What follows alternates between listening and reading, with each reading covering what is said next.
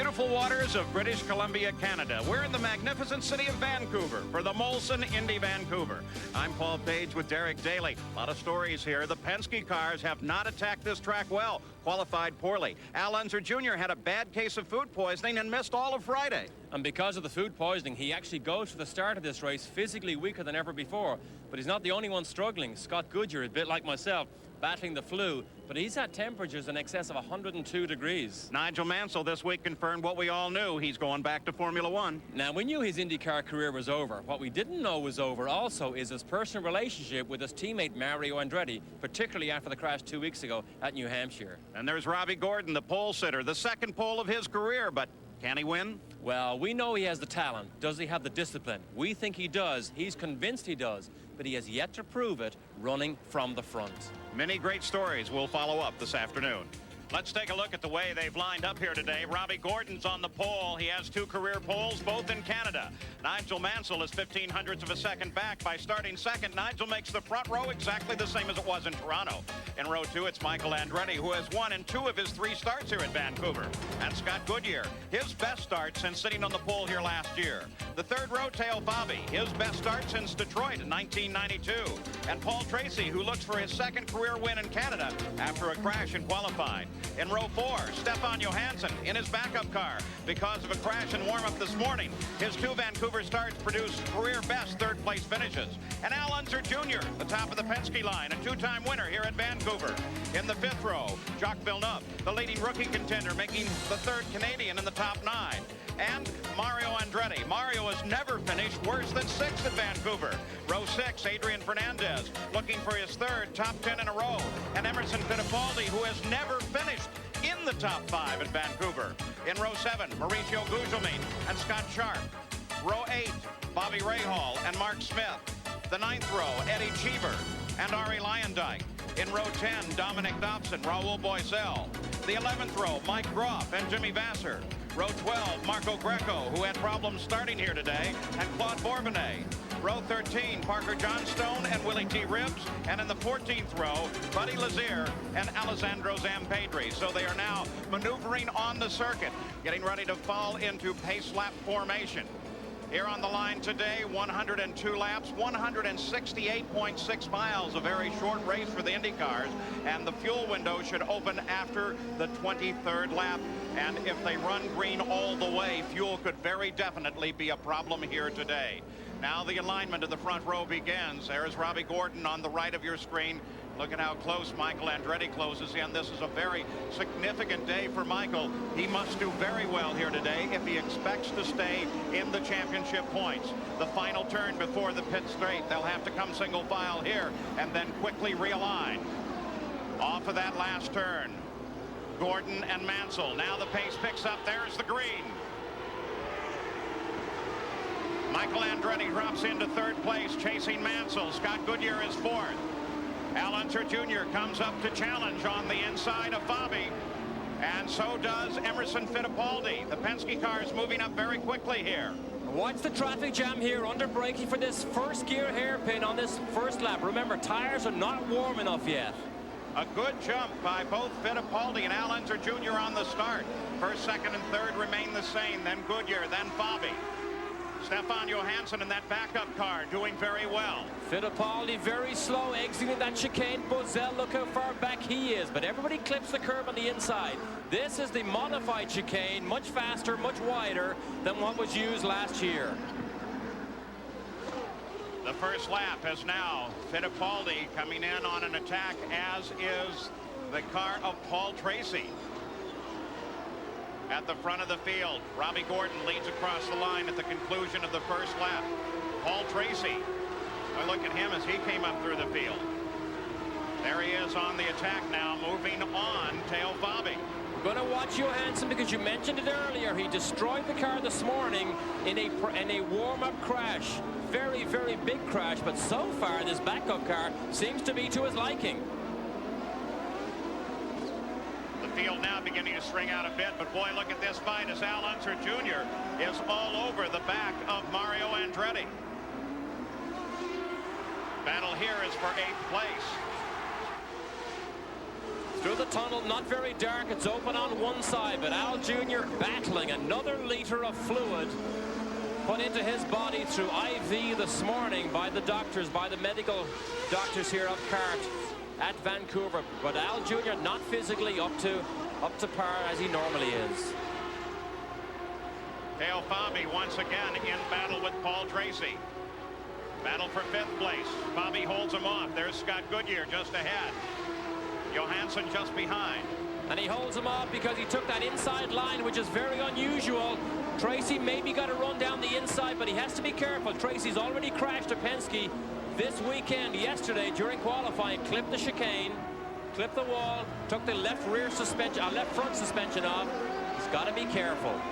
This kind of performance is one of the reasons that you see a 3-car team being so successful, despite the fact that Al Unser Jr. missed all of Friday. They were able to use the 3 cars to their advantage on Saturday, going with different datum routes on each car. And the engineers report they got as much information out of yesterday as they would have had Al Unser Jr. been available all of Friday. Look at Tracy, varies his line. He goes outside Fabi to have a look, then he goes inside. Looks as if he may have a faster car. But you tell me how you can squeeze 2 cars together between the apex of these concrete walls. That is what is unique about street racing. Being at the front of the start is such a huge advantage. Now the point here, trying to make it up in these concrete canyons, is very difficult and very dangerous.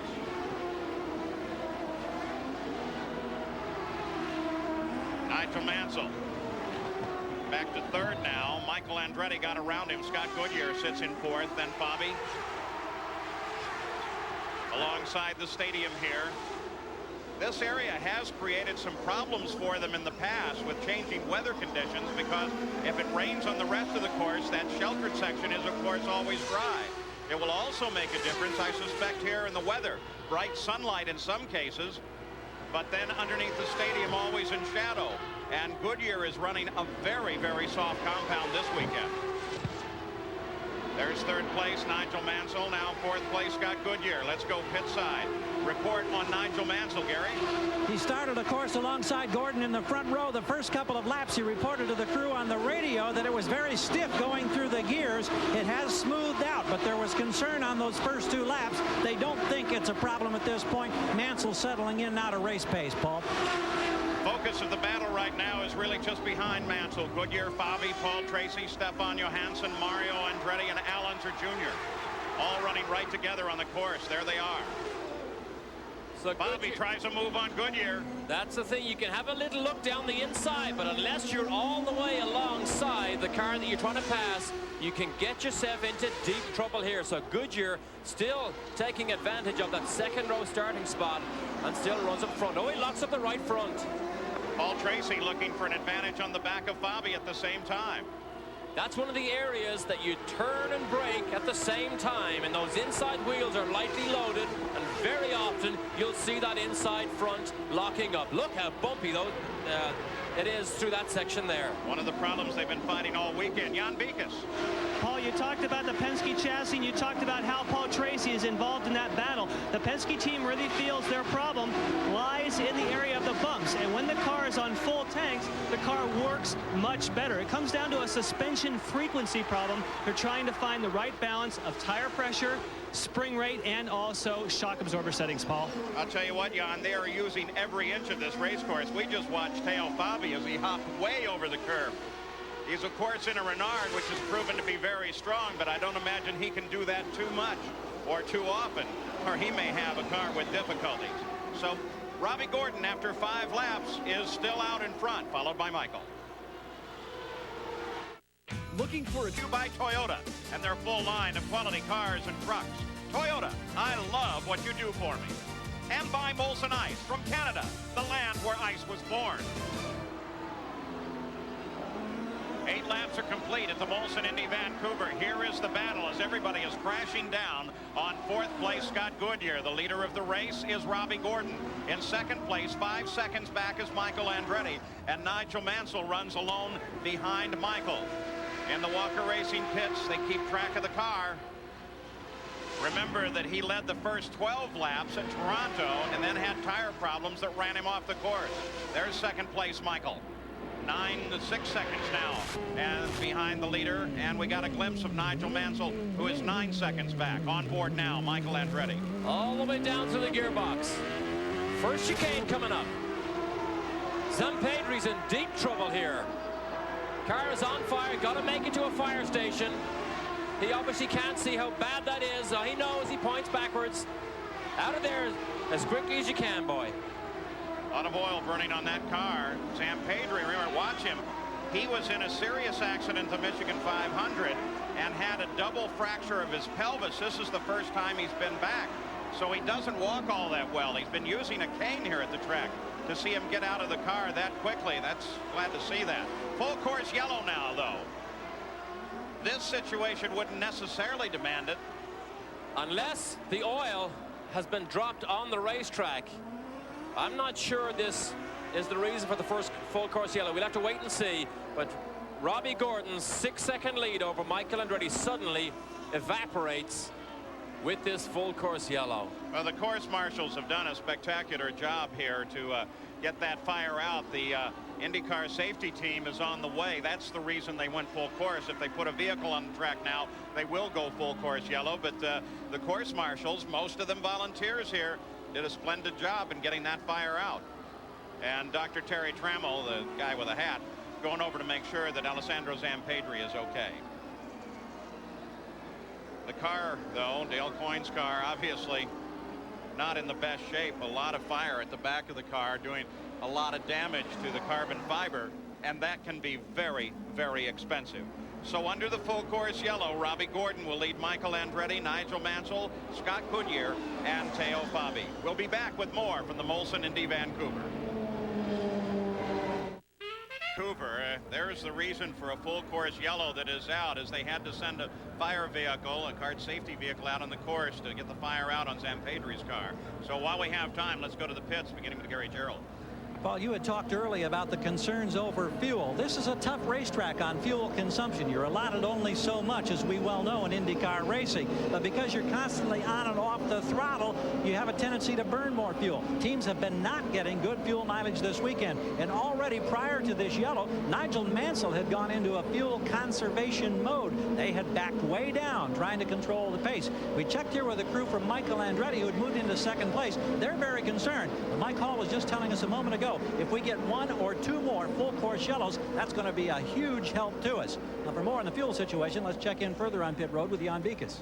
Well, Gary, the fuel situation also affects pit stops. What happens is this fuel tank behind me only has 59 gallons of fuel, but yet an Indy car holds 40 gallons. What that means is we're opening ourselves up now for timed pit stops. It normally takes 14 seconds to put fuel in an Indy car, a full 40 gallons. But now they can come in, do a 10 or 12-second timed stop. We'll have shorter pit stops, but you have to stretch it to the absolute latest part of the window, which could be now as late as lap 67. Paul? So fuel, very much a question here today, and this caution will help. 1.8 is the magic number. You have enough fuel to finish this race if your car does 1.8 miles to the gallon. However, even at 90%, these cars sometimes only do as much as 1.5 to the gallon. That's why you need the yellows. The 16 car, Stefan Johansson, had a problem in the warm-up this morning, and a substantial problem. He's in the backup car. This was the primary. And lost it in a most unusual position. While he was braking and down changing, they had just changed the fuel mixture. Just listen to the impact.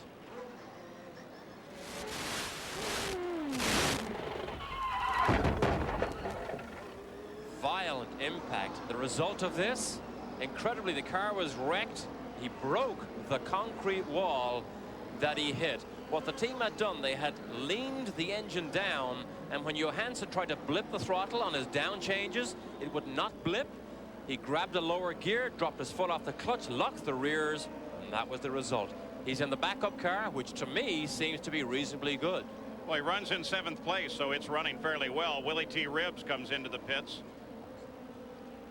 and they're going to the front cowling. Apparently it's not handling well. Let's take a look at the track layout here at Vancouver, Derek. One of the unusual things here, apart from it being incredibly bumpy, as we can see, is the braking zones are also turning zones, particularly down at the hairpin at both ends of the racetrack. There are 2 chicanes. This is the one that has now been changed. It was much tighter last year. They've opened it up, made it safer and wider, but the concrete walls are still so unforgiving here. 1.653 miles around, 10 turns. We've had 5 laps of caution thus far, and we anticipate coming back to green flag any time now. Gary Gerald? Well, we got a quick report on Willie T. Ribs. They've made adjustments on shocks front and rear, and now he heads out pit road trying to get back where he can catch up with the field without losing a lap. Also, in follow-up to Stefan Johansson, that wheel had not turned on the backup car all weekend. A lot of concerns coming in. Tony Bentonhausen dismissed that, however, as they got set to go racing on the starting grid. Said, look, we ran this car at Mid-Ohio. We're very confident with it. We think Stefan can still be very, very fast in this backup car. The view from Nigel Mansell in 3rd place as they get ready to come back to green flag. See Gordon get sideways there under acceleration, but this yellow has really played into Michael Andretti's hands, I think. Michael sits right on the back end of Robbie Gordon, who has turned the fastest lap in the race thus far at 106.7 miles an hour. Michael's only been able to manage 106.1, but he closes now on the back end of Gordon and really begins to worry him. Oh, he's all over Gordon. Gordon takes the inside line at the hairpin, at the inside line of chicane. Look at Michael.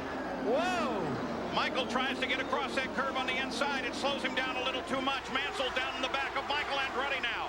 Mansell looking for room. At the same time, Scott Goodyear closes in. And there was no room there, and sanity did prevail because Michael Andretti was trying to force the issue with Gordon, and Gordon will not be forced in situations like that. He was lucky to get away with it. This early in the race, though, it was worth the risk. Oh, if you get away with it, it's worth the risk. Look at this, they're both sideways. Both of them come wide as they come back off of the turn onto the pit straight. That shows you how fast they are fighting with one another. Nigel Mansell keeps a little clearer ahead as he comes down the pit straight. I think he knows that there are 2 guys with a lot on their minds up ahead, and maybe he doesn't want to get involved. Well, Gordon hanging on here. Michael Andretti just driving the wheels off that target Reynard, and Mansell is not in a position to challenge, but he loves to watch. Both the leading cars are in the 106 mile an hour range. Mansell is yet to break out of the 104 mile an hour range. Here's where Michael tried it earlier. I think he may have learned his lesson that time coming out from under the stadium. Now Michael lays back in position. Jan Beekes, you have an update? It's happening. There we go, Paul. What turns out is that the reason Michael Andretti is so much more aggressive now is because in the early stages of the race, he had a big vibration. The team now feels that vibration was from rubber pickup. In other words, if you pick up some rubber on the pace laps, it caused a big vibration in the steering wheel itself. But that now is cleared up, and Michael Andretti has a lot more confidence. Paul? Again, part of the concern, Goodyear tires, as you saw a good replay of that situation. Now they're already overhauling some slower traffic, which could figure into the battle. Goodyear on very soft tires here this weekend. In fact, several of the tire guys saying the softest they've seen in a very long time. Michael is back in contest with Robbie Gordon. And look at Scott Goodyear, lost 2 positions in those last 2 laps, moved back. Fabi and Tracy did manage to claw their way by him, but Michael Andretti has taken the fight all the way to Robbie Gordon. This is good stuff.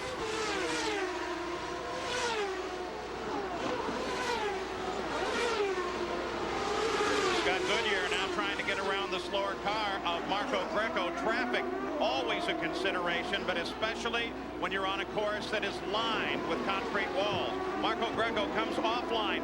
Mario and Villeneuve get together in the corner, and Villeneuve's got some fairly severe damage to the wing. And unfortunately, he missed the pit in, so he's got to do a full lap all the way around before he can get back to the pit lane. There's the wing, flew off. Finally, let's go, and it looks like Mario has a further problem as well as Mario begins falling backwards. So one would anticipate the Villeneuve will head into the pits here just any second now, as Rahal and Gugelmin bottle up behind him. Or does he continue with that wing off? No, I think he'll lose way too much time on the racetrack, so he will probably go and make an early pit stop, take fuel, and take a new front wing. Well, Mario Andretti has suffered something in that contact as well, because he is falling well behind the pace now. We'll keep an eye on Mario for you.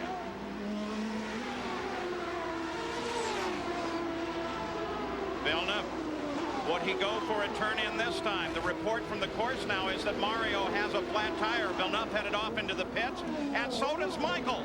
Michael has a problem with the right rear, and he is a long way from the pits. So Michael Andretti, a factor, sitting in second place, now beginning to fall behind, bringing Mansell up into second. An absolute disaster for Michael Andretti. Not that he got the puncture, but that he got it almost as far from his pits as you can be. He will be very slow. All the cars will fly by him. He has probably just taken himself out of contention. Parker Johnstone there being very careful as he comes around. Let's go pit side and Gary. Already the old nose and front wings off the front end of Jacques Villeneuve's car. The new nose is there. Now Mario Andretti with a badly shredded left rear goes by us to his pits. Parker Johnstone had already pitted. He had a puncture. They're waiting for Michael Andretti to our immediate right. We've got action everywhere down here, Paul. Suddenly unexpected. Well, Gary, when Michael Andretti comes in, you'll want to take a look at the coach work just ahead of the right rear that is shredded, because as he's been driving back, the tread on this tire has been flopping and doing some damage to the car. Jan Beekes, he's heading for you right now. Yes, we can see him, Paul, and I'm sure you have the same shot we do. That's about as fast as he can go. He can't even get up to the 80-mile-per-hour limit here in the pits. The crew is not only going to have to change this tire, they're going to have to check for damage on this car where it was rubbing. Yes, we can see Billy Camphausen right there telling the crew that, no, you have to fix this damage, the loose bodywork on the right rear. There, they just tear it off. Well, Michael Andretti, he's out of here, and it looks, Paul, as though from the outside the car's okay. The view here from Nigel Mansell as that tire started going away. Nigel a little cautious on the approach, wanting to make sure that Michael would keep it under control. So Michael back on the track now, but it's taken him down to 19th position. He was in second, and look, he's just ahead of the leader. So Robbie Gordon leads it with Mansell 2.9 seconds back, followed by Teo Fabi, Paul Tracy, and Scott Goodyear. Now with all of the action happening at the front of the field. 20 laps are complete. Back of Michael Andretti, who was second place, of course. Is he holding Robbie Gordon up, giving Nigel this advantage that he is getting now? Well, certainly he doesn't want to go a full lap down, mindful that full course yellows happen regularly on street circuits, so he will be desperate to stay ahead of Robbie Gordon. Now remember, the roles were reversed with Robbie Gordon and Paul Tracy at Mid-Ohio. Think of the controversy that happened there. Nigel Mansell. Boy, look at this traffic jam as Scott Sharp is being circulated around by Goodyear and Stefan Johansson. So Goodyear running 5th, Johansson running 6th, beginning to hang on as best they can. That's Al Jr. trying to fend off Fernandez. So keeping focus on this for just a moment, a bottleneck created by Sharp's presence there. Johansson running in 5th, Jr. was running in 6th, Fernandez 7th. Now Gordon, remember, is going to have to make his way through the traffic, is where Mansell will try and make up. But Goodyear has his hands full, as we can watch here with Stefan Johansson. Johansson in the 102-mile-an-hour range, which is off the pace by 2 miles an hour off the pace of the leaders. To the pits once again, Jan Beekes. Talking about Robbie Gordon, Derek Walker said they told him to go to full fuel when he was racing with Michael Andretti. But now that he's working his way through traffic, they told him to lean it down. They're going to be conservative here during this portion of the race. Paul? Adrian Fernandez on the back end of Al Unser Jr.'s car. Adrian has had some spectacular results recently. Should be very proud of his drive for Gallus Racing. Teo Fabi, 3rd place with Paul Tracy just behind him. And right from lap 1, this battle has raged here. Tracy, we thought, was a little bit faster than Fabi earlier. Fabi, who now wants to demonstrate how good he still is because he got his marching orders from Jim Hall, but he tells us he does have a very good offer for next year. He won't tell us who it is. And it's tough to try and guess who it may be. Speculation has it that a new team may be formed called Forsyth Racing, and Fabi has been successful with them in the past. There's the Villeneuve car now back in full form with the new nose on. Though the pit stop was very costly to him and dropped him out of the top 20. Bobby Rahal just ahead of him, runs in 10th place. Lots of speculation on what Rahal will use as a power plant for next year. There's a press conference next Tuesday. It's a brand new Honda that's in there for this weekend. In fact, Gary Gerald and I were kidding around with Carl Hogan because Rahal had some very strong runs on Friday. We said, Carl, what are you going to do if all of a sudden he wins with this thing? He just kind of rolled his eyes at us. It's not beyond the bounds of possibility for Rahal to win on a street circuit. Remember what happened in Toronto? Finishing second in the Honda that he thought he didn't have enough power on. But remember, he prides himself on having this car handling as well, if not better, than any other Lola-powered car on the racetrack. Jacques Villeneuve, who is in this fight, dropped to 23rd with that long stop that he had in the pits to make the changes to the nose of the car after his contact with Mario Andretti. And remember that both Mario and Villeneuve both back in the action.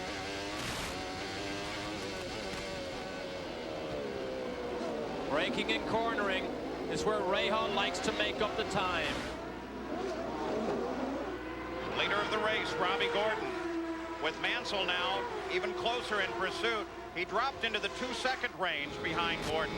But then now he's closed into 1.1 seconds, so he's definitely in a closing posture on Robbie Gordon.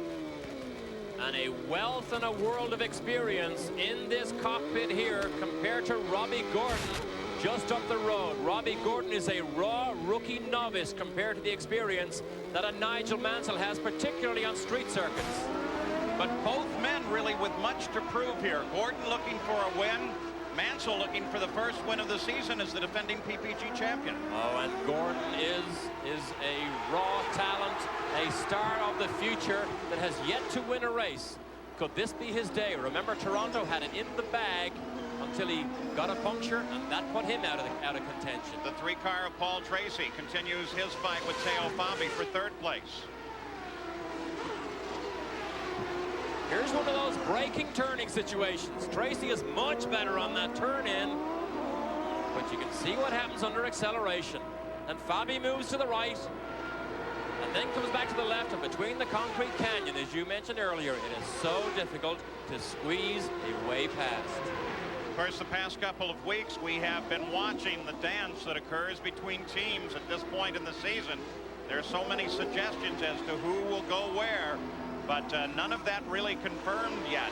Matter of fact, Emerson Fittipaldi was down in Brazil this past week, and he announced that he expected a long-term commitment with Penske Racing. Penske Racing, of course, they never announce their drivers until after the season is over. So at the front of the field, it is Robbie Gordon. Now with 27 laps complete. Mansell up to 2nd. Fabi runs in 3rd. We'll be back. Now We're back at the Molson Indy Vancouver. Robbie Gordon still out in front. Nothing has changed in the top of the lineup. Tomorrow night, the return of the NFL Prime Monday and the return of Julie Brown, whose special guest will be Tim Brown. Don't miss Prime Monday tomorrow at 7:30 Eastern Time, 4:30 Pacific here on ESPN. Fabi still embroiled in the battle with Tracy. Remember, the lead car is entitled to whatever racing line he wants to take, as long as you don't weave and try and block the driver behind. But you can position your car in the most advantageous piece of racetrack that helps you and makes things difficult for the pursuer, i.e. Paul Tracy in this case. Got a lot of good reaction at Loudon with this ticker, and we're still working on it, so if you like it, let us know. Robbie Gordon now with Nigel Mansell right on top of him. The battle is back for the lead, and there is traffic line ahead. Marco Greco just ahead of Robbie Gordon. Traffic may be a problem. He's the one that is first to the slower traffic. The traffic may move over and let the leading cars through, which means Mansell has the advantage. Key passing position through this first little curve at the end of the pits, then a quick bend, and then a hairpin, and that's where you can really come down on top of the car in front of you. Hard to believe Mansell is winless so far this year, having had such a spectacular year last year, and that's where you see Gordon take advantage of the traffic. He puts Marco Greco between himself and Mansell and pulls away. On lap 31, Al Unser Jr. into the pits. Jan? Well, right right now. They're 3/4 of the way through changing the tires. All the tires are on. He's up. That was a time pit stop, Paul. They did not wait for all the fuel. 10.4 seconds. I wonder why they didn't wait for all the fuel. I don't know, but one of the reasons they may have stopped early is because he was embroiled in a battle. Oh, Fabi's off. Teo Fabi in trouble. Locked in that great battle with Paul Tracy. You kind of wonder whether or not that had anything to do with it. So the yellow flags fly on a local yellow at the moment. Standing yellow just down the course. If they have to put a vehicle out to get it off the course, then they will have to go to the second full course yellow of the day. Maybe the marshals can retrieve the car from that position. So 32 laps he spent fending off the charges of Paul Tracy. And this is the braking zone for chicane number 1. And Fabi doesn't make it all the way through. All right, let's take a look at it. Tracy comes to the inside. Clean pass, braking zone, Fabi lets him through. Now here's where the accident occurred. Well, well, well. Fabi was not prepared to lie down and give the position to Paul Tracy, tried to force the issue down the inside in an impossible situation, comes off the worst, loses the nose cone. He is done for the day. The starter, Jen Swintal, with the double checkered flag, or double yellow flags that tell you it's a full course yellow, and it's the second caution of the day. Let's go to Jan Beekes. Well, Robbie Gordon, our leader, as he nails me with the water bottle. Good shot, Robbie. They're trying to get out as quickly as possible. Robbie Gordon is out of here. Let's see if he keeps position. Hey, Gary, go ahead. Nigel Mansell waiting. There goes Gordon by. Mansell's out right behind him in just under 12 seconds. Great stops for both crews, but Robbie Gordon had the advantage getting back out on the circuit. In this case, the crews can't get it done for him. It keeps them in the same relative position. And Robbie Gordon, long stop there on the Penske car. Robbie Gordon really cocked the car coming off the pits. Boy, he was nailing the throttle. Had her sideways under acceleration. Remember, the pit lane speed is 80 miles an hour. Still out trying to get Fabi's car, but Al Unser Jr. missed the advantage of stopping under yellow. And while we have a chance to take a good look at it, look at the back of Teo Fabi's car there. That little hump that they had for the first time on at Loudon. And now it is here again. They're finding that it gives them some aerodynamic advantage, and it certainly gave Fabi a good run to this point. So behind the PPG pace car, the field lines up. It will still be Robbie Gordon out in front, followed by Nigel Mansell. We'll be back. Okay. Back at the Molson Indy Vancouver, Robbie Gordon has the lead. Nigel Mansell sits in second. The real key is third place now. Al Unser Jr. That early stop didn't take on quite all the fuel. Jan Beekes now watching as Teo Fabi gets some work done to his car as a result of this contact that he had with Paul Tracy. Trying to pull off the impossible, trying to get down the inside when there was no room. The question is Tracy's car damaged? Jan, what are they doing with the car? Well, Paul, it just comes off the jacks right now, and the Pennzoil machine of Teo Fabi is underway. They replaced the whole front nose section. They had air guns ready. That was very quick. And, of course, under a full course yellow, he did not lose a lap. At least he may have lost a lap in the contact, but not in the pits. Something else to keep an eye on. Michael Andretti, we last reported him out to you in 20th place. He's now moved up to 10th position. And, of course, this full course yellow will compress everything and put Michael back in attack position. He should be spectacular to watch in the next few minutes. You know, we mentioned Al Jr. was not able to take advantage of a pit stop under yellow. It actually may have fallen right into his lap because everybody still has to make another pit stop. So it actually has fallen his way for a change. Let's check again in the pits. Gary Gerald. Interesting, checking the tires that came off Nigel Mansell's car. The Goodyear engineers were down here. We saw indication of a slight surface blister. They believe it's from sliding or skidding, where he may have just locked and held the brakes for a moment. They said they know that because it was not deep into the rubber. They say it's not a concern, but it was interesting to see it come off, and it was also interesting to see how quickly the crew reacted, trying to keep that disguised from our public view. All in preparation, Gary, for the tire war. Goodyear are bringing softer, different tires to these last races than they've ever run here before. This, in fact, is believed to be the softest IndyCar tire ever made. And when you test things on the racetrack, you do get those blisters sometimes. But it's better to learn this year when everybody's on the same tire than next year when you battle against the Firestones. Yeah, all in preparation for the tire wars that begin next year. Teo Fabi lost 2 laps on the spin, the yellow, and the repair in the pits after his confrontation with Paul Tracy. The PPG pace car, as the field comes back into alignment, anticipating a green flag. With a lot of people with much to do here. Look back behind Ray Hall. There is Willie T. Ribbs and then Michael Andretti.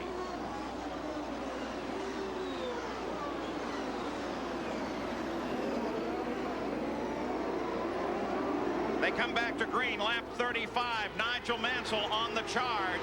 Jacques Villeneuve is not part of that fight. Remember, he had trouble and fell well behind. Al Unser Jr. is the 3rd place car on the circuit. And of course, Michael Andretti sitting back in 10th. Look at Mario on the charge on the inside. And now everybody has those fresh tires. On fresh tires, Gordon was up in the 106-mile-an-hour range earlier. That is a mile an hour quicker than Mansell has run all afternoon. Paul Tracy was in 3rd place before the yellow, but as a result of that confrontation with Teo Fabi, he now restarts in 8th position. Goodyear still embroiled in that battle. You can see him back there with Johansson. Here is 3rd gear chicane. Look at the cars kick sideways under acceleration. Mansell in pursuit of Robbie Gordon, who has led right from the start, 36 laps into the record book.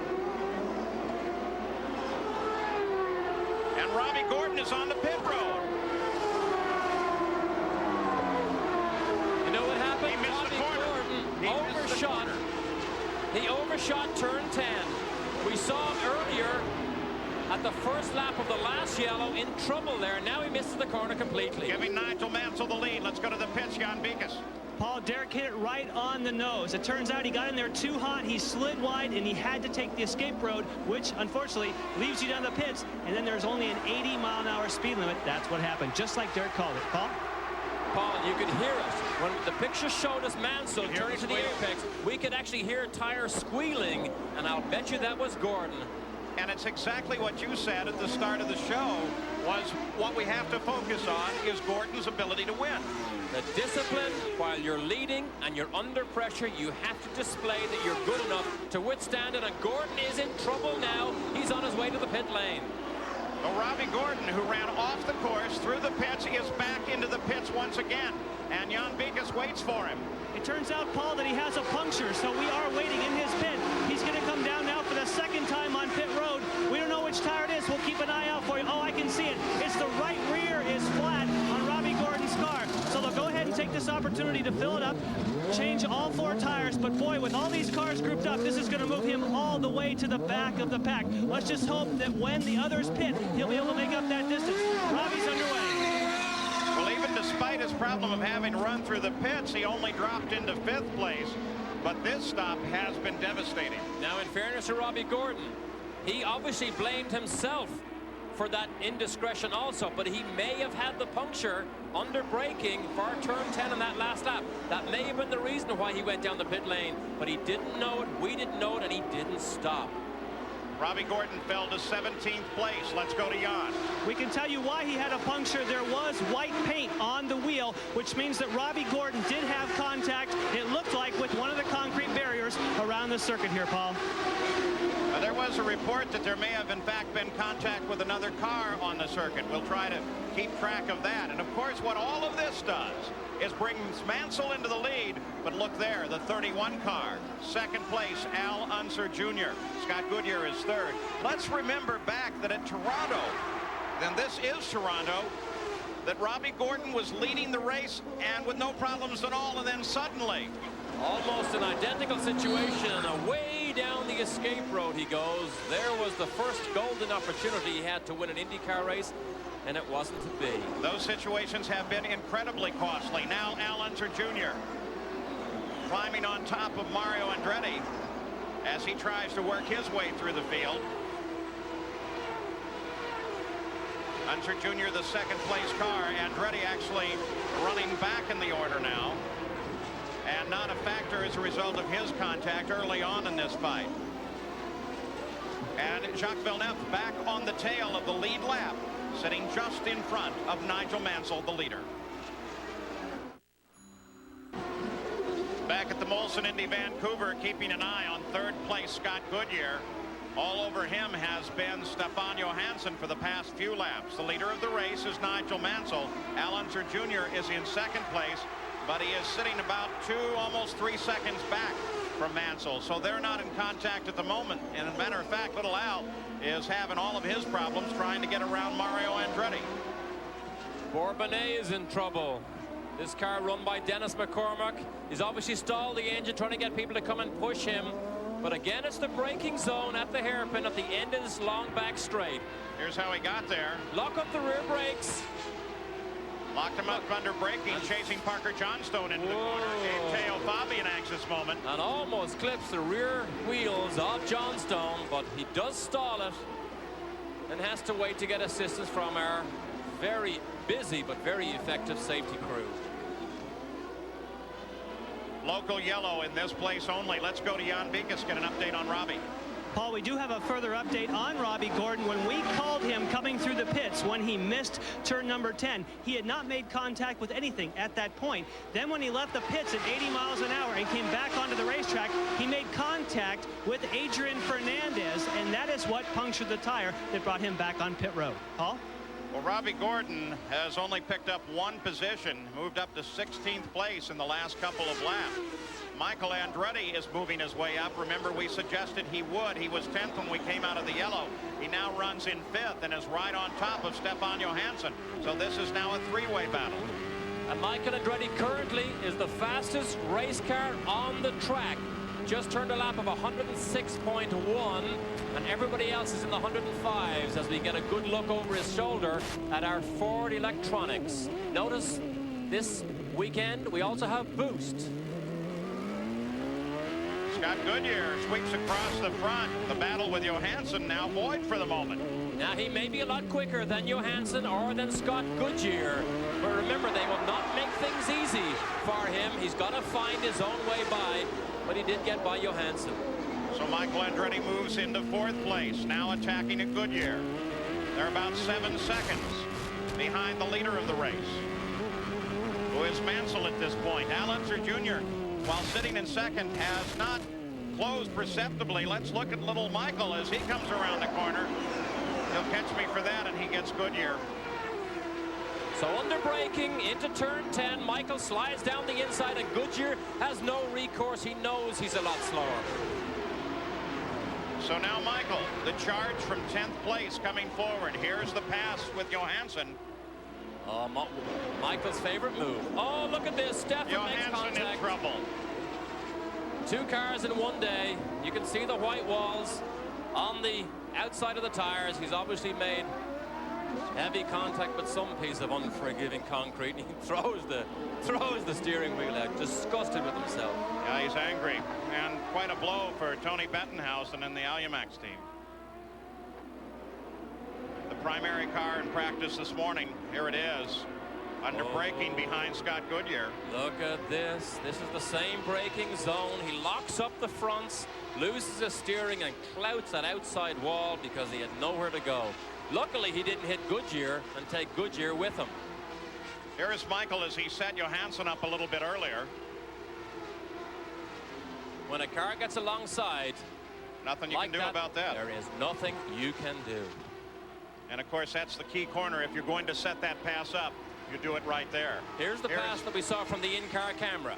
This is turn 10. Goodyear turns, realizes Michael's there, lets him have a little bit of room, and Michael's on his way. But nice, clean driving by both drivers. Really an excellent job. So Stefan Johansson is afoot, heading back to the pits. The leader is Nigel Mansell. Al Unser Jr. is 5.5 seconds back. Michael Andretti now 3rd. Scott Goodyear 4th. Adrian Fernandez working on another great finish, runs in 5th place. 46 laps are complete. 102 laps the scheduled distance. And there is the top of the order for you. Emerson Fittipaldi staying in there as well. Vancouver, Michael Andretti on the charge. There's Al Unser Jr. and he pushes him aside. Michael Andretti moves into second place. Al Unser Jr. back to third. So the action continues here. The defending champion David Frost travels to Glen Abbey Country Club in Oakville, Ontario for the first round action of the Bell Canadian Open. Coverage begins Thursday at 4 p.m. Eastern.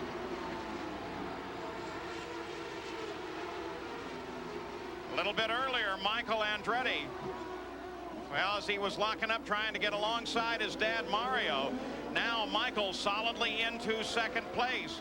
But quite a challenge because Nigel Mansell is a full 11.5 seconds ahead, and Al Unser Jr. is right there, and I'm sure he's not real happy with the fact that Michael just got around him.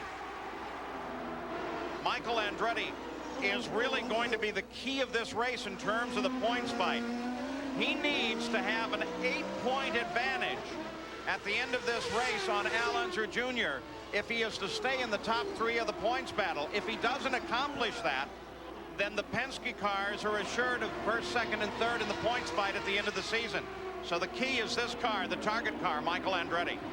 And this is the type of fight that Michael relishes. We have seen him win in Australia. In fact, all the non-North American races, I suppose, American continent races, he's actually won them all, Australia and the other Canadian one in Toronto. But he loves these type of fights. Had a monumental crash last week at Nazareth, but the teammates Tracy and Emerson are embroiled in a contest here. And pushed by Rahal at the same time. Overall battle for 6th. Willie Ribbs off the edge of the course. He's white-walled that left rear. And I'm not so sure this isn't going to bring out another full course caution. We've had 2. That's a little too precarious to be putting course workers out there. They're going to have to bring the truck around, I'm sure. Yeah, that will definitely bring out a full course yellow. I'm sure he stalled the engine. Otherwise, he might be attempting to reverse out of there. Update on Michael Andretti in second place, Gary. Well, Paul, they're desperately hoping here in the Andretti pit that they have to go full course yellow because they know that he has to stop within the next 9 or 10 laps. Remember, he was an early victim, and so he got out of sequence with the other stops. And I see the flagman reaching. They still haven't displayed. There it is, full course yellow. Huge break for Michael Andretti. So the full course yellow will work to the advantage of Michael Andretti and to the specific disadvantage of Nigel Mansell, who had built up quite a cushion. An 11-second cushion, which has now gone away as we have our third caution period, full course caution of the day. But the leaders lined up as Nigel Mansell, Michael Andretti, Al Unser Jr., Scott Goodyear, and Adrian Fernandez. Johnny Rutherford in the PPG pace car trying to pick up the leader of the field, Nigel Mansell. And so that should bring Michael Andretti into the pits just any time now and will change the complexion of this race once again. When traffic congestion changes, the threat... Brought to you by Quaker State, the intelligent oil for longer engine life. And by the all-new Ford Mustang. It is what it was, and more.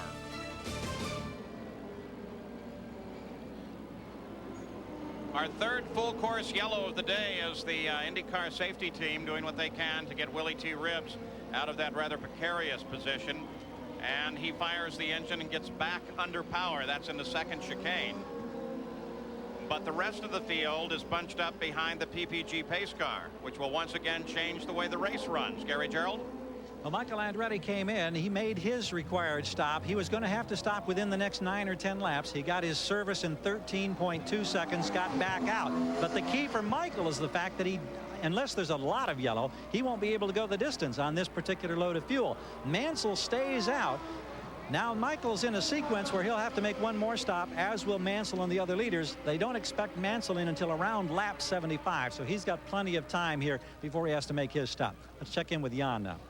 Gary, when you talk about Michael Andretti not having to pit again, that's exactly what the Penske team feels, and they decided not to have Al Unser Jr. come in. It's another 10 or 15 laps until he gets into that window. So they decided, no, we don't want to give up the window, even though it's a full course yellow. So still only one more stop expected for Al Jr.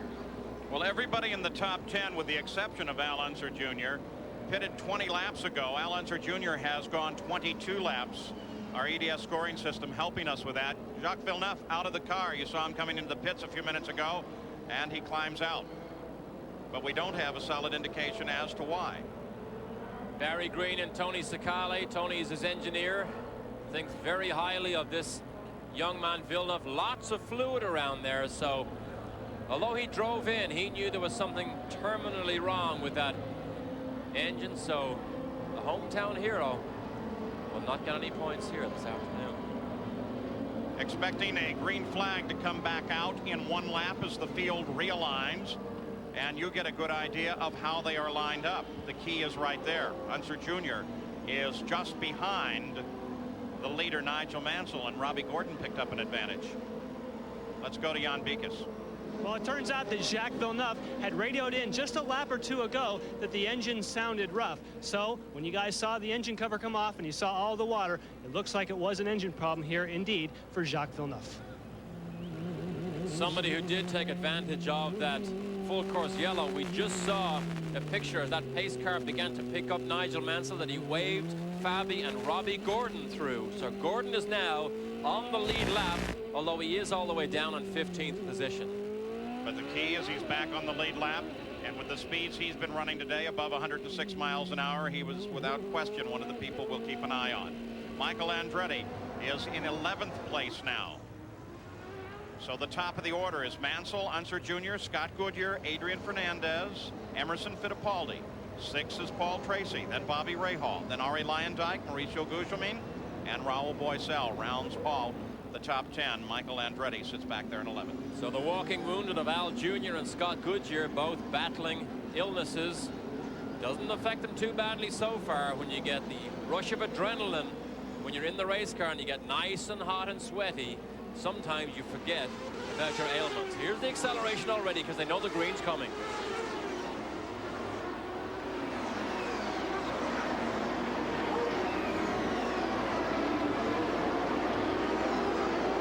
Green flag comes out once again. The 54th lap of the 102-lap race.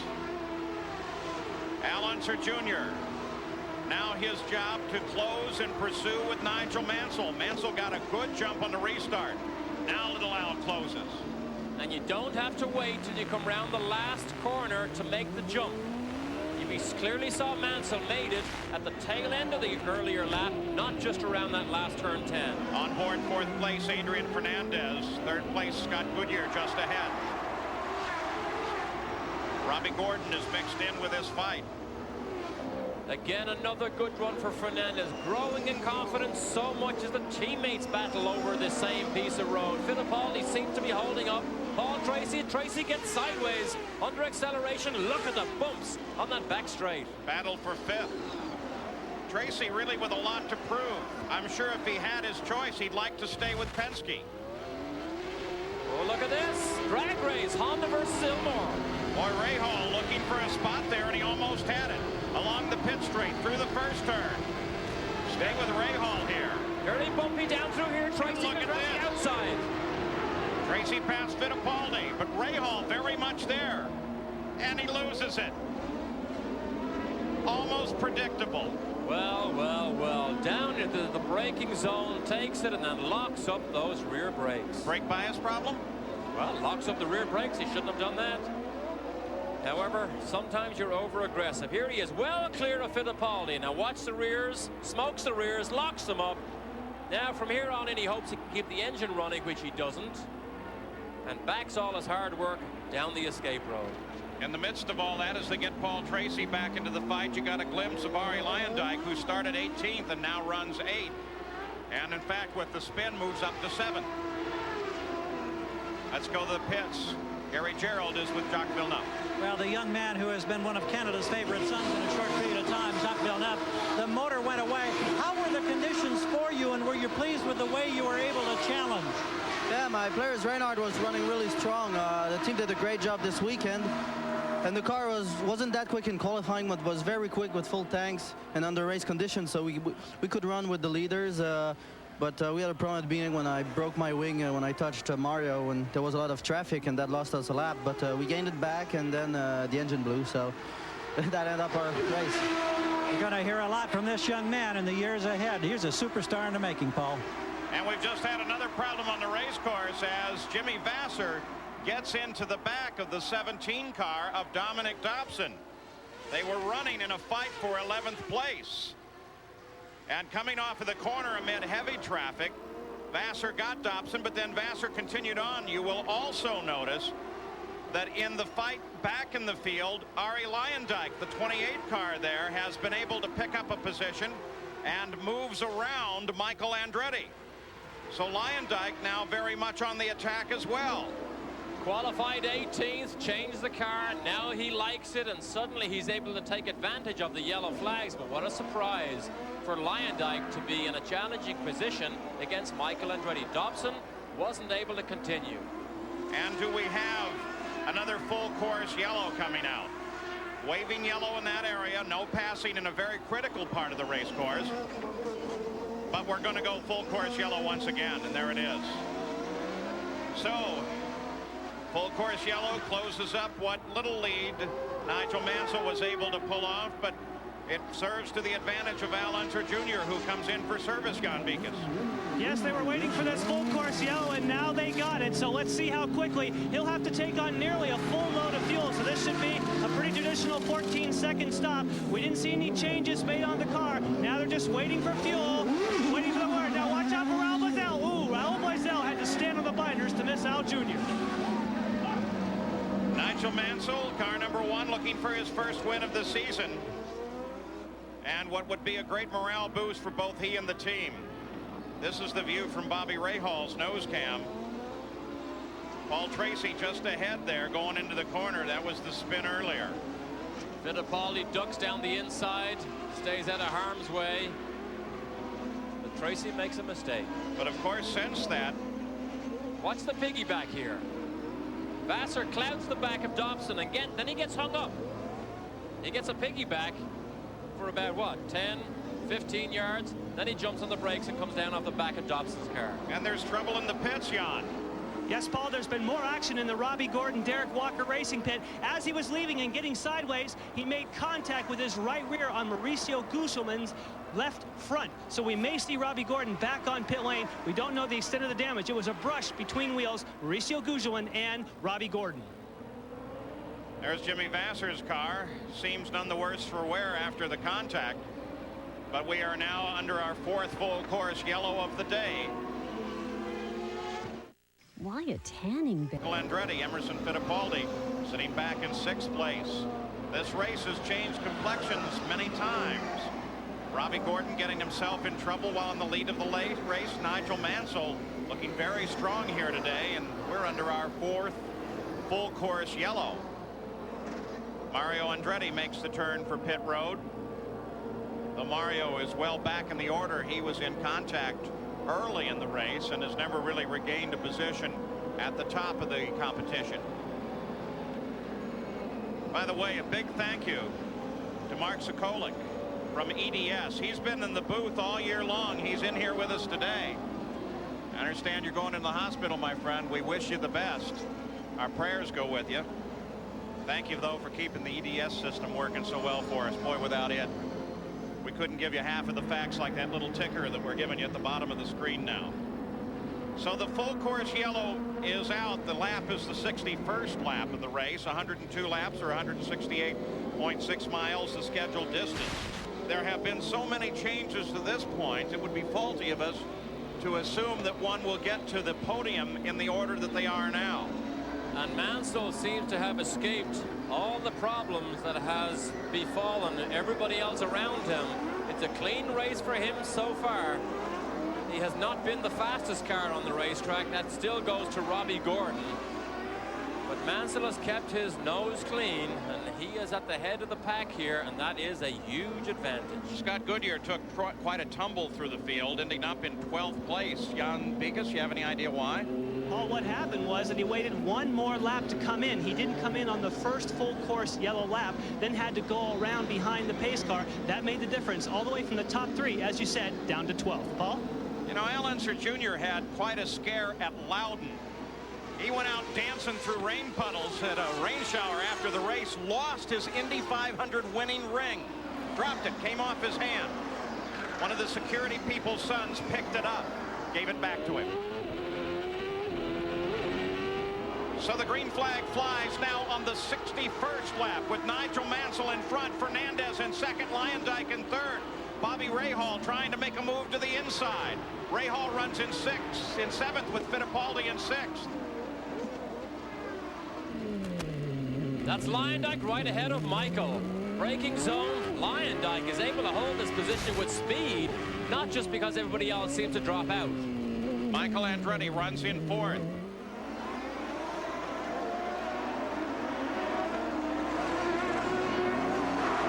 Robbie Gordon picking up quite an advantage on this set of yellows as well. Now runs in 8th behind Rahal. You have to be so careful. All the full course yellows that we've seen so far this afternoon has to play on the minds of the likes of a Rahal who's been through all this before. Behave yourself and be careful, because there are valuable points available this afternoon that could be had by just not getting yourself into trouble. And don't count Rahal out. Remember, he had a good result, a 2nd place at Toronto. Very similar circuit to this one. Quick glimpse there of Bozell. We haven't seen much of Bozell in the Duracell car as he flies through our picture there. He's now in the top 10, running 10th for Dick Simon. There he is right there. 3-year deal with Duracell on that car. And Dick Simon, in fact, has the first of the 95 Lolas already on order. Which they have to manufacture a little earlier this year, because the season opens at Miami next year a lot earlier than they ever have. On board with Adrian Fernandez, Delco Electronics telemetry. And what an improvement we have seen in this young man from Mexico. Filling the shoes of Al Unser Jr. and Danny Sullivan, 2 of the biggest names of the sport. Gallus moved to one of the lesser-known names of the sport, had a lot of confidence in him. And this man is coming on in leaps and bounds as this season goes on, beginning to demonstrate that under pressure, he is exceptionally good. A graduate of the Indy Lights series. Best finish was 6th at Mid-Ohio. Michael Andretti into the pits. Jan? Out there. Sorry, guys, we were down getting an update on Ari. I'm sorry, we'll have to call that one from the booth. Sorry. So Michael Andretti into the pits. Tire change. He was running in 8th place when he came into the pits. There's your leader, Nigel Mansell. Something must have been wrong there with Michael to have to make a full stop so soon after a full course yellow. Yeah, trying to get a glimpse on the car to see why they may have done that. I'm sure Jan and Gary will keep track of it for us. Look at Lyondike. Well, they're both having a great day. Lyondike and Fernandez. Best run of the year for Ari Lyondike, who's another driver that's uncertain as to what his future will be next year. He does not have a contract, but he chases the Gallus car of Fernandez, who does have an ongoing contract. Here's the braking zone. Oh, and Lyondike comes a little bit wide. You can see a bit of tire smoke come off the back of Adrian Fernandez as his back end comes loose in the corner. Let's get an update on Ari Lyondike from Jan. Well, Paul, it turns out that Ari Lyondike elected not to stop. So he is, yes, running up there in the front in position 3. But Ari Lyondike will be on pit road later. So at the moment, it's not representative. Gary? Well, Michael Andretti thought that he had a vibration. He thought he had a tire going down. He took the precautionary steps, came in, made the change. Tire didn't go down. Tough call for Michael Andretti. Took him down to 13th place. We ride with and watch the battle for 2nd. And remember, our top 3 cars, Mansell, Fernandez, and Lyondike, only made 1 stop, so they are very light on fuel at the moment, which makes them much faster in relation to other cars who have made their stops. Bobby Rahal runs in 6th, doing everything to get over the back of Emerson Fittipaldi. Coverage here today, the host broadcaster, CBC of Canada, providing these pictures to you. Emerson doesn't make it easy for Rahal. He breaks in the middle of the road, making it impossible for Rahal to try and sneak down the inside. So Nigel Mansell has a 2.7-second lead over 2nd place, Adrian Fernandez. As everybody in the top 10 sweeping back and forth and using every inch of the course. 66 laps complete. Back at the Molson Indy Toronto, Mansell still the leader. College football starts Thursday at 7:30 p.m. Eastern. So with the weekend kickoff show, game action begins at 8 p.m. Eastern as number 4 Nebraska and quarterback Tommy Frazier take on Texas Tech live here on ESPN.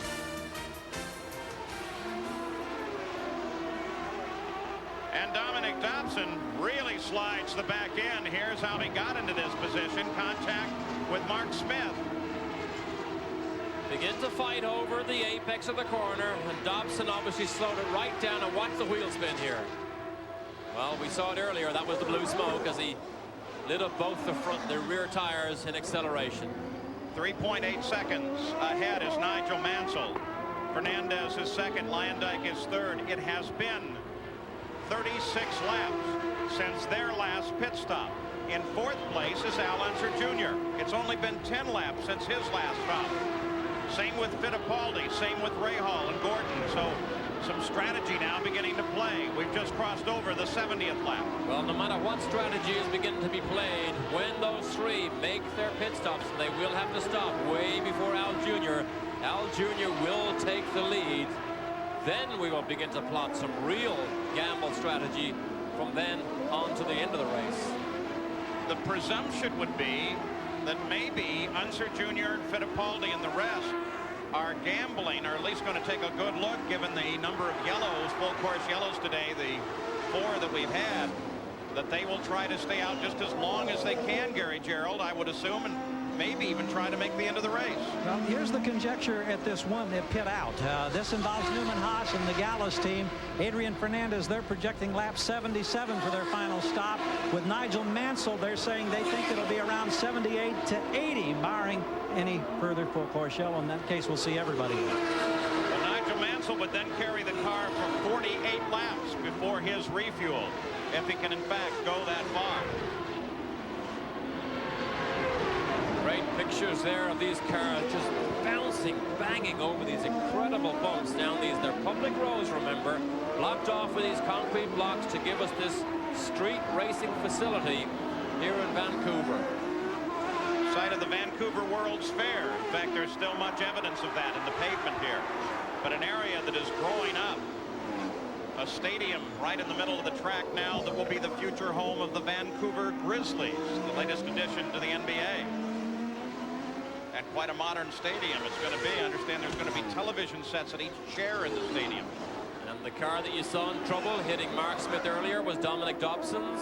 They are sponsored this weekend by the Grizzlies. The whole area, when we first started coming here, was rather desolate and ideal for a racetrack. But now condominiums and everything going up around the track. So next couple of years here, you're going to see a lot of change, and it's all going to be beautiful.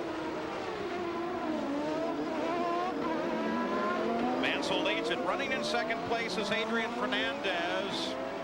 And that looks to be Dobson sitting by the edge of the course. On board with Fernandez now.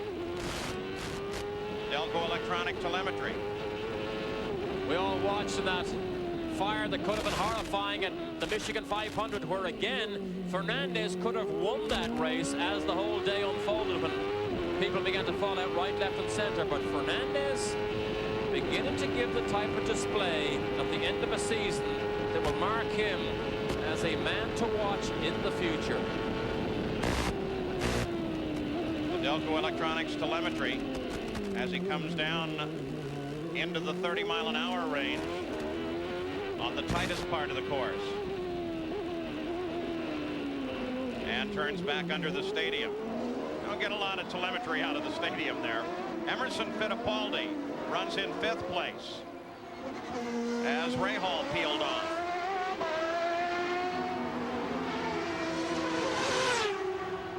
Fernandez is 4.2 seconds back. But remember, the first 3 cars all due for a stop. Perhaps as close as 6 laps from now, as long as 7 or 8. He's going to have to hope he gets some help from yellow flags, because Alonso Jr. is not that far behind him. He's only about 12 or 13 seconds behind on the road, which means Mansell cannot stop and get back out again and still hope to keep the lead. The first of our top 3 to stop, Arie Luyendyk into the pits. On the 74th lap, he was running in 3rd. The stop is routine, as quick as they can make it. The stop being controlled by the fuel load. Great run, though, by Lyondike's team, led by Sal in Candela, backed by Eurosport, the cable television sports outlet in Europe. With 12 cars on the lead lap, Lyondike came back into the fight in 10th place. This can be the danger zone here, Paul, when you get so much traffic because there is only a certain amount of room and they try to squeeze too many cars into that room. And Michael squeezes safely down the inside of Fabi, both in Reynards. Michael Andretti still runs in 11th place, though.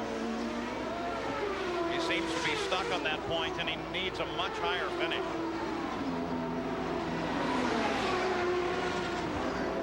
Tracy again playing catch-up. He was so fast, still is so fast, but he's made 2 mistakes that has cost him so much track time.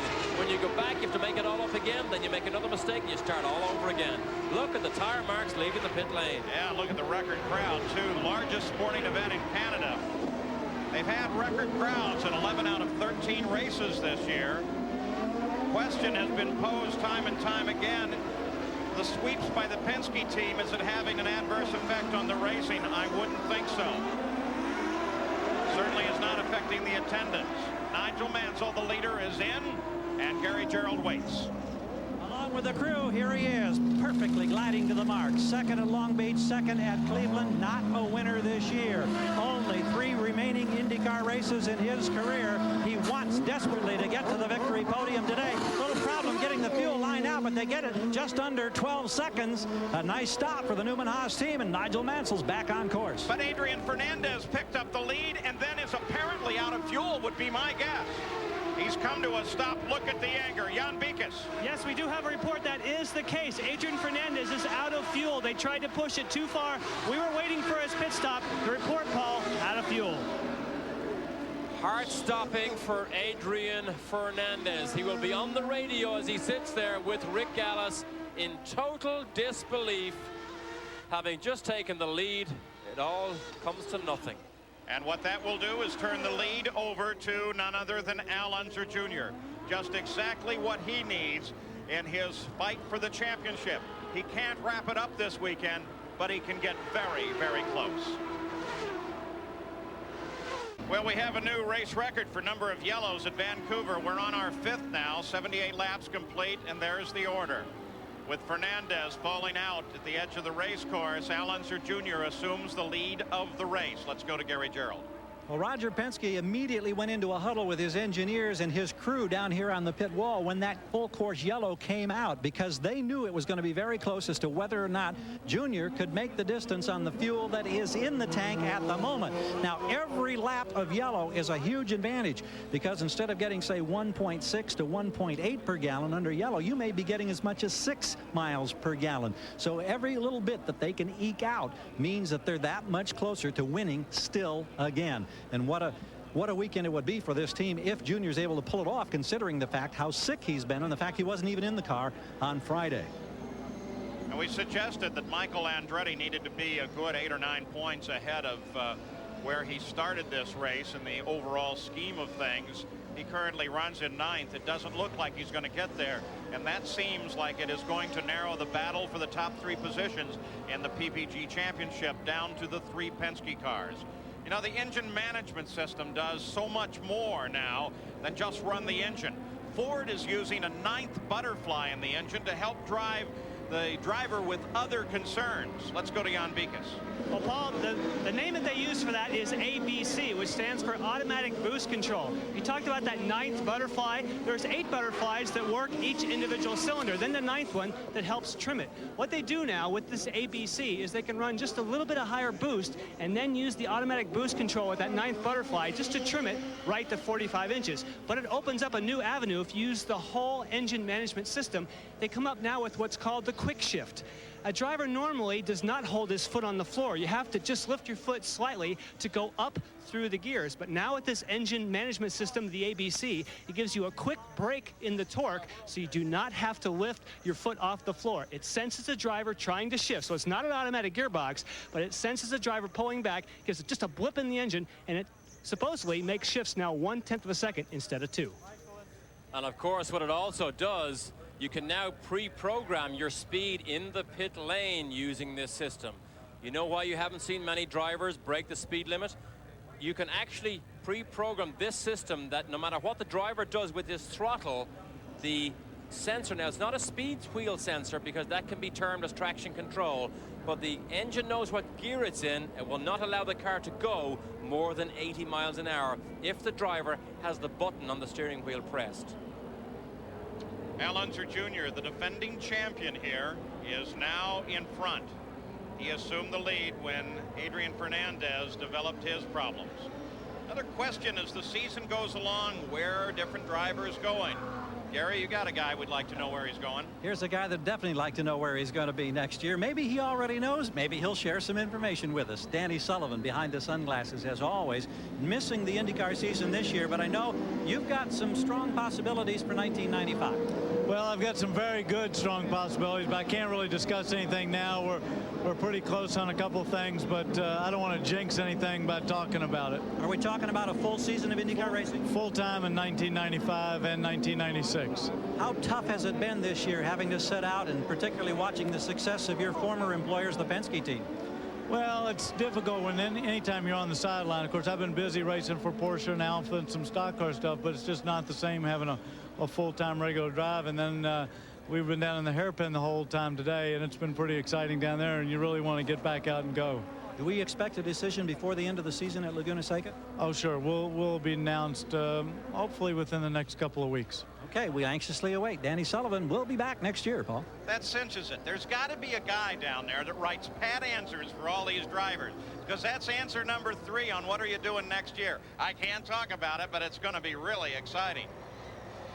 So the PPG pace car, Johnny Rutherford, former IndyCar champion at the wheel, 3-time 500 winner, and 2-time Indy winner, Al Unser Jr. just behind him, leading the field around, followed by Fittipaldi, Bobby Rahal, Robbie Gordon back up into 4th now, and then Paul Tracy. And we may be about to see a war break out because all these cars in a battle for position are virtually all in a line here.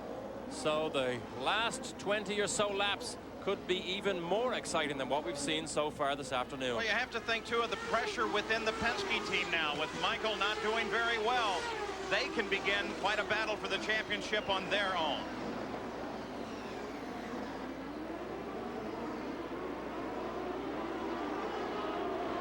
Unser Jr. takes the green flag with a good jump. Robbie Gordon coming alongside Bobby Rahal.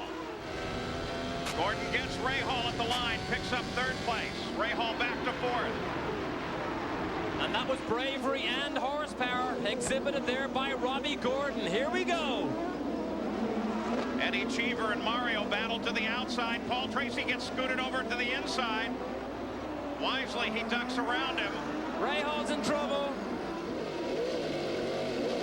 Just short of the course a little bit, waiting for traffic to come through. Different sound on that Honda engine.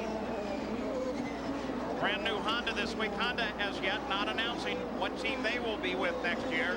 They say they're doing a lot of waiting and listening. So Rahal, who started the lap in 3rd place, lost a position to Gordon down to 4th. Now he's all the way down to maybe even outside the top 10. And keeping an eye on the track of Robbie Gordon. Now 2nd. Boy, take a look at that run. Oh, there's a fight going on here. It's Ford horsepower versus Fittipaldi in the Ilmore. Mario's not in the fight, but he's not going to move aside. So Mario battles with Fittipaldi. Tracy sitting just 1 car back behind Eddie Cheever in A.J. Foyt's car.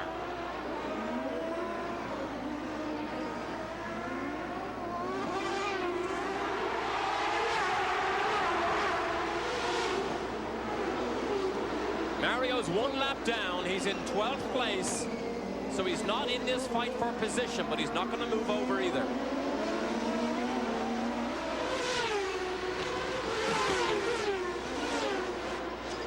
Eddie Cheever, the 14 car, is 19.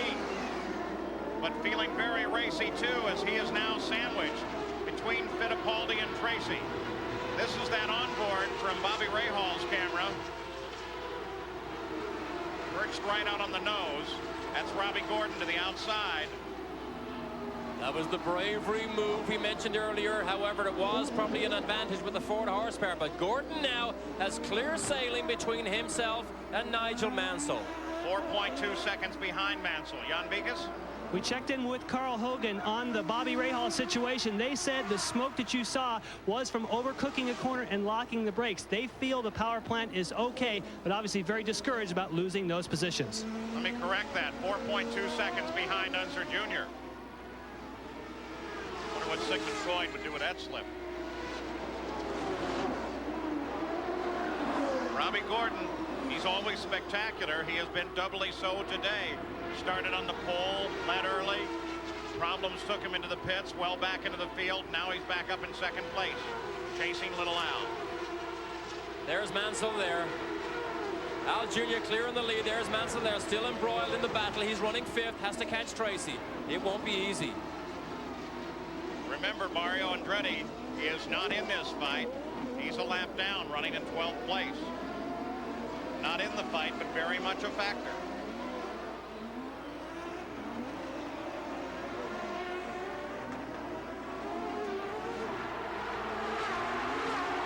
So they string out for the moment at the front of the field. Unser Jr. in front.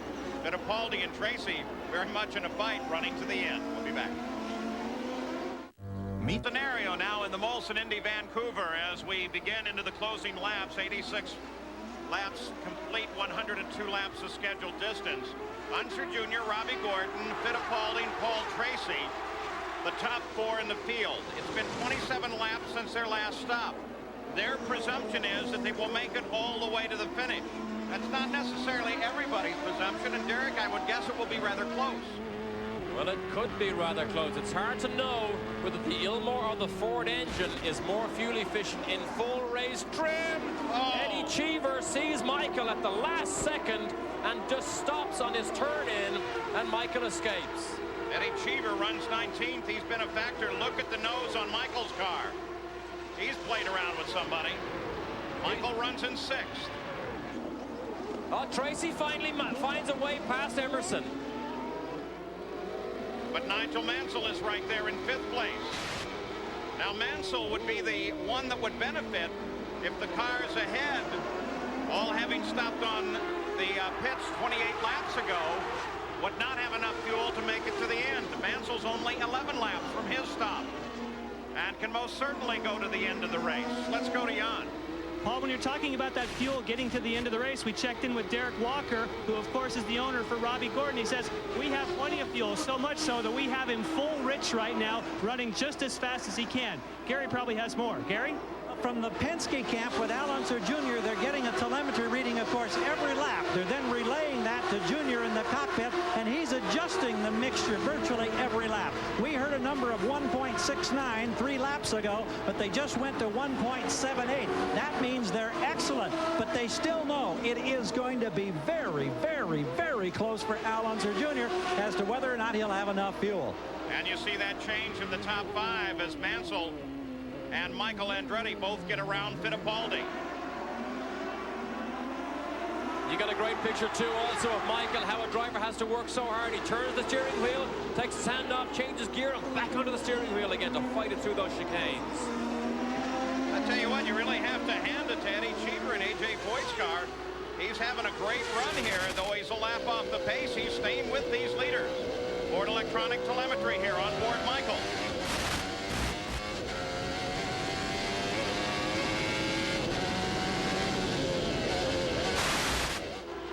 You will have noticed, too, that in the heads-up display here, that boost is included.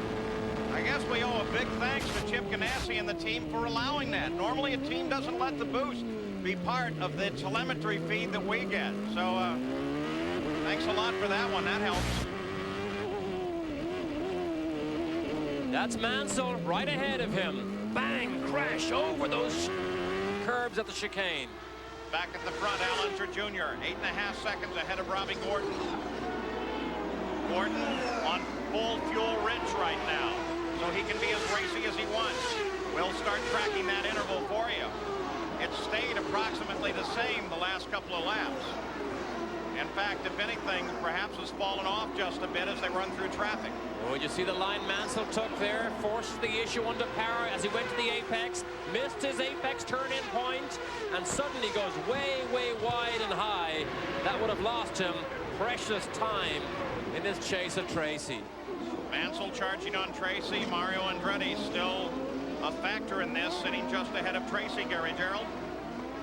Emerson Fittipaldi trying to nurse it. They think they've got enough fuel to get here, but it's a short shifting process. They won't confirm that he's short shifting. We understand he is. He's doing everything in his power to conserve the fuel. They said he made a mistake and he simply got past. We don't know if the fuel conservation has resulted in him getting past. That's the interesting question with time running out.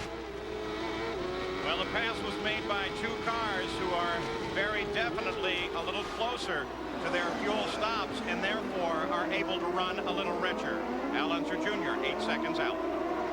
Speed gear. Have his hand full, and he certainly did. And that was a brave lunge down the inside by Michael, because I really didn't think he was close enough. Here's the braking zone. Goes down the inside and hopes that Mansell gives him room, which he does. Well, that was a brave move by Michael. We're now on board with Nigel. He goes to turn, sees him, gives him enough room, shakes his head. But Michael, boy, he forced the issue there. You've got to have a lot of confidence in Nigel Mansell to give you the room on something like that. Like a good sportsman, he in fact does. Unser Jr. still the leader now by 10 seconds. He begins to pull out a bit on that car, Robbie Gordon. But Gordon is in a fight. Gordon is in a fight, but he is not that far ahead of Michael. Look at this train of cars here. Now Mario could have an influence here on who he paves the way for if he moves over. Yellow flag at this point. They can't pass here, but keep an eye on that battle between Michael Andretti and Paul Tracy. Things are heating up. We'll be back for the finish. Well, we've had several changes in the past few seconds. Teo Fabi takes a spin, but perhaps more important, we had Paul Tracy and Michael Andretti get together. We're going to go full course yellow. 95 laps are complete, 7 laps to the conclusion of this race. Here is what originally happened with Paul Tracy and Michael Andretti. Tracy had a look down the inside of Mario, realized he couldn't make it, but Michael was coming on a charge and just couldn't stop. Drop kick Tracy, and then he hit him a big whack as he drove by, but Michael seemed to have escaped. He's still in third, but Nigel Mansell did get caught up in that melee, and he has moved all the way back to 7th, which means Gugelmin and Goodyear are now 5th and 6th. Paul Tracy, as you just saw, did not escape. He had damage to the left front of the car. So we're under full course yellow. Al Unser Jr. is the leader of the race. The pace car has picked him up. They're going to try to get Teo Fabi out of that precarious position. He runs in 19th place. Here's the setup. Tracy has a look down the inside of Mario, realizes he can't make it. Michael's already locked up. Look at this. Nowhere to go. Whacks him. But that's not the finish. Watch what happens here. Rear wheels.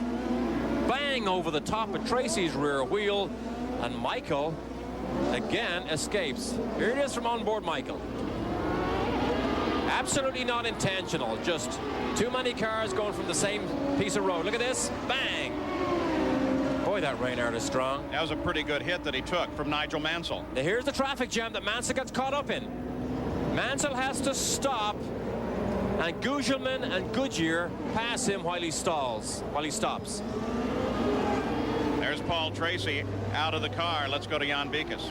We had the opportunity to check with Mike Hall, team manager for Michael Andretti. They say the car is fine, but their big concern right now, the 2-car, Emerson Fittipaldi, passed them, they feel, under yellow once he got going. They're trying to work with the and get that corrected. But for Michael Andretti, the car seems to be okay. Well, shades of Mid-Ohio. Very close call. The car is stopped. Can they go past? He was waiting in a precarious position. We actually saw that. Here it is here. Now, this is Fabi's incident.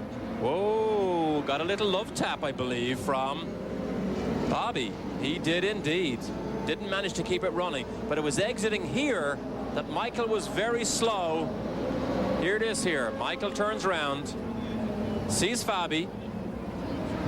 Now, Michael was very slow exiting here, and that was where Emerson made the move and made the pass. So, what does that do to the running order with 97 laps complete and 102 laps the distance? Al Unser Jr. leads it, but right behind him now is Robbie Gordon, second place. Fittipaldi third, then Michael, then Mauricio Gugelmin. In sixth place is Scott Goodyear, then Mansell, then Ray Hall, then Lyondike, and Mark Smith. Here's Gary Gerald.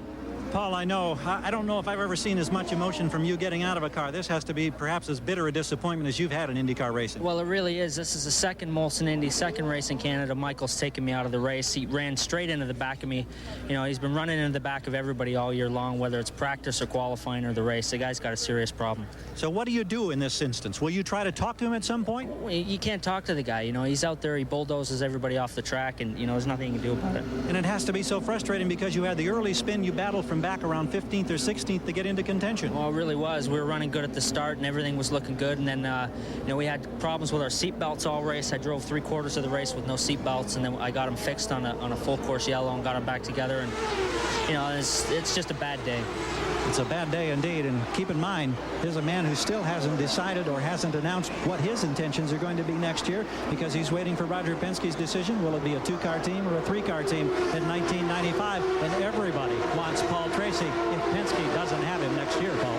Green flag comes back out. It's a sprint to the finish. Remember, Paul Tracy, most often named, and has in fact admitted that he is talking with Carl Haas should Roger Penske let him go. Jan Beekes.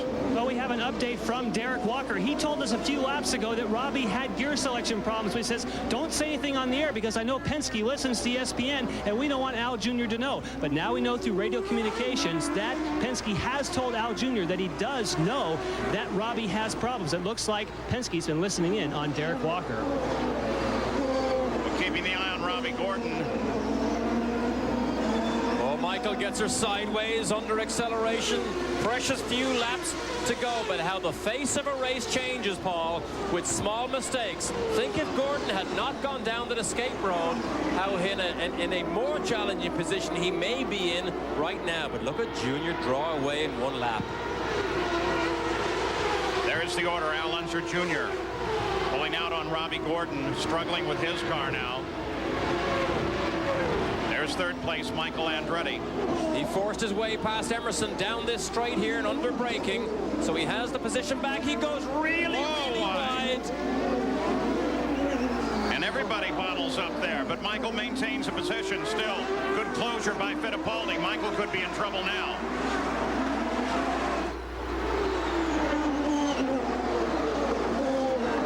Mario Andretti, the 6 car, not on the leader lap, not part of this fight. Neither is the 14 car of Cheever with Mansell right behind him. Mansell trying to pass Scott Goodyear. Did he get by? Got past him. Did he get by? He did.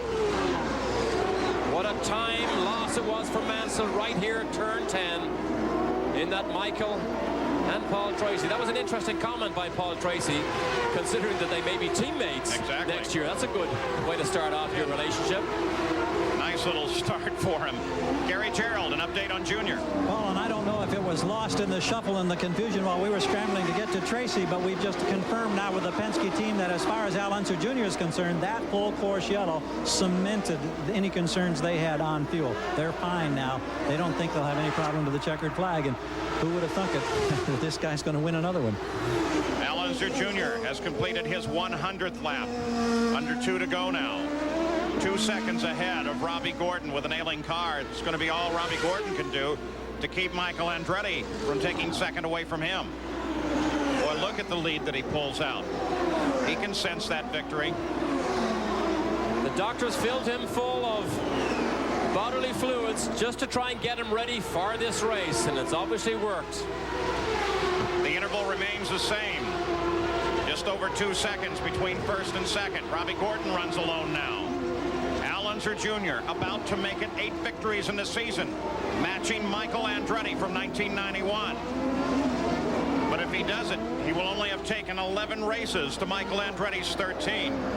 Still not a championship, but so very close. He could wrap it up in our coverage here on ESPN next week at Road America, Elkhart Lake, Wisconsin. Al Jr., who won here last year, won the inaugural event here back in 1990. so he knows what it's all about. But that's how close Robbie Gordon has come to winning an IndyCar race. He's what, 2.5 or 3 seconds behind. Only 2 names have ever appeared in the winner's point here in Vancouver. Al Unser Jr. has done it again. The other name would have been Michael. Robbie Gordon finishes in second. And Nigel Mansell gets together with Fittipaldi, and that's going to devastate a 4th and 5th place finish and bring Scott Goodyear forward into 4th, Guzman forward into 5th. On the very last lap, these two are together. They're trying to get at each other by the looks of things here. 2 former world champions. Teo Fabi creeps past. Emo pitches his wheel all the way across the track. Nigel walks away, angry, frustrated, furious. Took advantage of other people's problems early in the race, and now suddenly has more than his own fair share. But they are disgusted and blaming each other for this incident. Here it is here. This is braking for turn 10. Long way behind is Mansell. Oh, Emerson tries to block him. Oh, ho, ho. Emerson turned in early to try and block Mansell. Mansell was already committed and had nowhere to go, and smacks the inside concrete and Emerson at the same time. And Mansell had a right to be angry about it. Fittipaldi now walking behind him, trying to catch up. When we come back, there's going to be quite a bit to sort out here. But one thing is sure, Al Unser has... ESPN's coverage of the Indy cars in Vancouver has been brought to you by Haviland Formula 3 Motor Oil. Add more life to your car. And by PPG, world leaders in automotive finishes. Well, the Molson Indy Vancouver is over, and what a race it was. They'll talk about this one for a while. Al Unser Jr. has scored his 27th career win. Here's Gary Gerald. In this most improbable season, Al Unser Jr., did you at any way think on Friday when you were sick in that hospital or in the hotel room that you couldn't get on the race car, that you might be on the victory podium winning your 8th race this year? Boy, there was no way. You know, we were behind the 8 ball all week long, but the Marlboro Team Penske is a great racing team, and you know, we missed out Friday, and Paul went out and ran a couple of my sets of tires in, and ran the car to make sure it was okay. And so I want to really thank all my teammates for helping me out this weekend, and the whole team. They did a great job.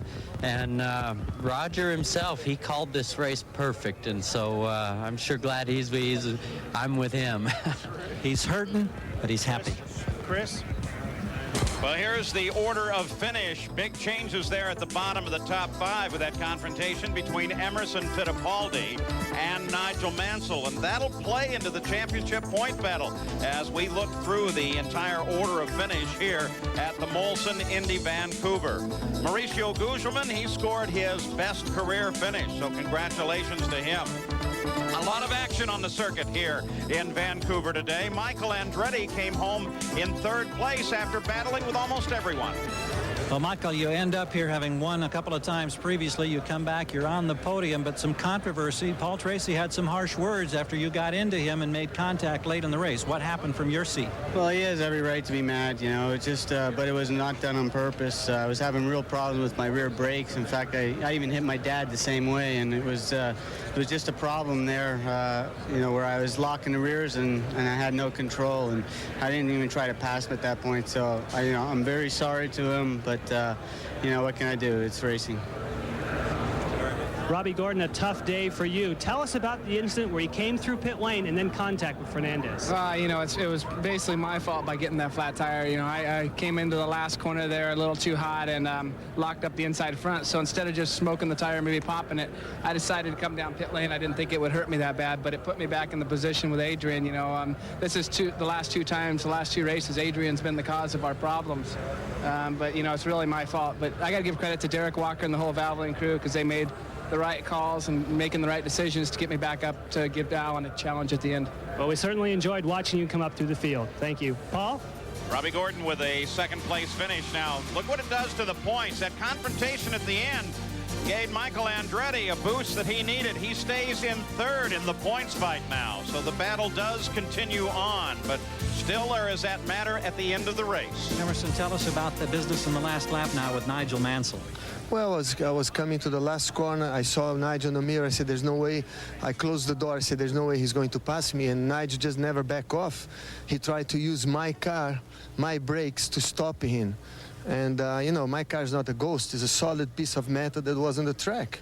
And between my car and the wall, there was not enough gap for him to go through. And he just made a big judgment mistake. And I'm very disappointed because Nigel is a champion. He should never do that. He don't need to do that to win race or to gain any position. What was the exchange between you and Nigel as you both got out of the cockpits? No, I just was very mad with Nigel. Nigel said that he was committed.